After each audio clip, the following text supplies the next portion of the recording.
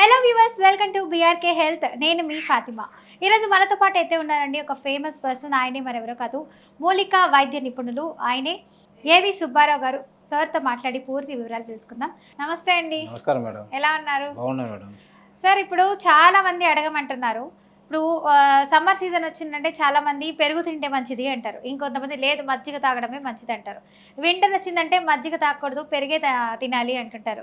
Rainy సీజన్లో అసలు రెండు తినకూడదు అని అంటారు. జలుబు చేస్తుంది, లేదంటే గొంతు పట్టేస్తుంది అంటుంటారు. ఇప్పుడు మాలాంటి యాంకర్లు అనుకోండి, పెరుగు తినకూడదు, కఫం అనేది ఎక్కువ అవుతుంది, చదవలేరు, కొంచెం అటు ఇటు అవుతుంది అని అంటుంటారు. అంటే ఇప్పుడు ఎంతవరకు ఏ సీజన్లో పెరుగు తింటే మంచిదా, మజ్జిగ తింటే మంచిదా, పెరుగు వర్సెస్ మజ్జిగ, ఈ రెండింటి గురించి ఒకసారి చెప్పేది మన వ్యూవర్స్ అడగమన్నారు. Okay madam.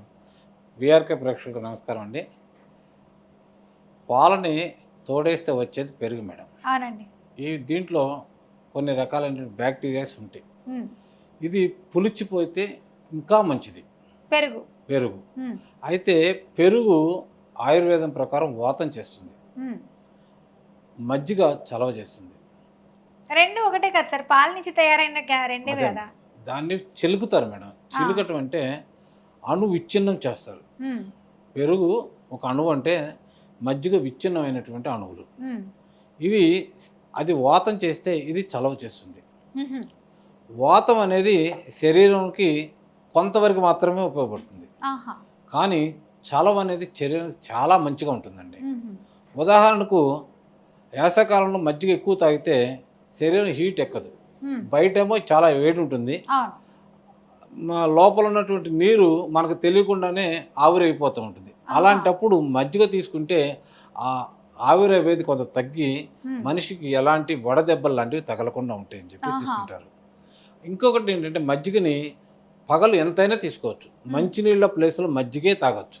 అంటే మరి రాత్రి తినకూడదు, రాత్రి తినకూడదు అంటారంటే రాత్రి వాతం పెరిగే అవకాశం ఉంటుంది. కాబట్టి మళ్ళా పెరుగు అనేది వాతాన్ని ప్రకోపం చేసేటువంటి మెడిసిన్ కాబట్టి రాత్రిపూట తినకండి.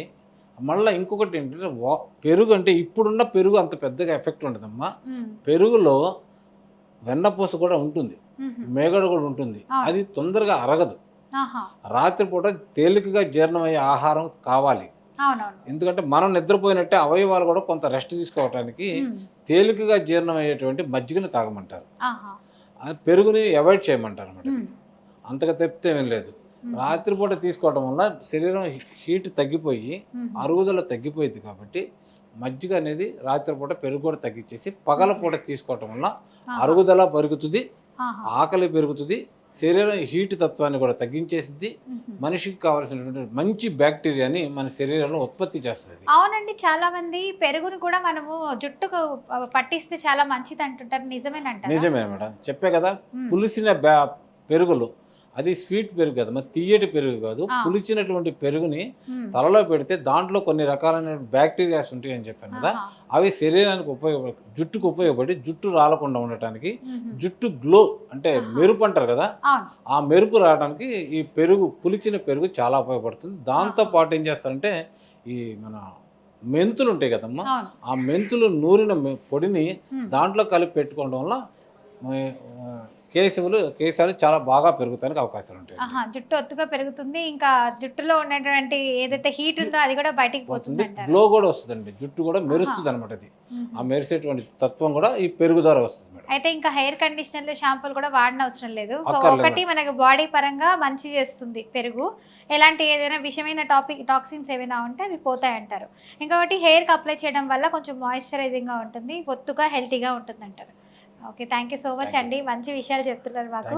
సో చూసారు కదా వ్యూవర్స్, మజ్జిగ చాలా మంచిదంట. అది కూడా పగటి పూట మాత్రమే తాగాలి. నైట్ టైం తాగితే కఫం పెరిగి మనకి జీర్ణ వ్యవస్థను పాడు చేస్తుంది. అందువలన మధ్యాహ్నం మాత్రమే తినడానికి ప్రయత్నించండి. వీలైనంత వరకు నీళ్లు తాగినట్టు మజ్జిగని కూడా తాగుతూ ఉండండి మధ్య మధ్యలో, చాలా మంచిది. ఇంకా హెయిర్కి కూడా అప్లై చేయడం వల్ల హెల్తీగా ఉంటుందంట హెయిర్, అలాగే నిగనిగలాడుతుంది హెయిర్ కూడా.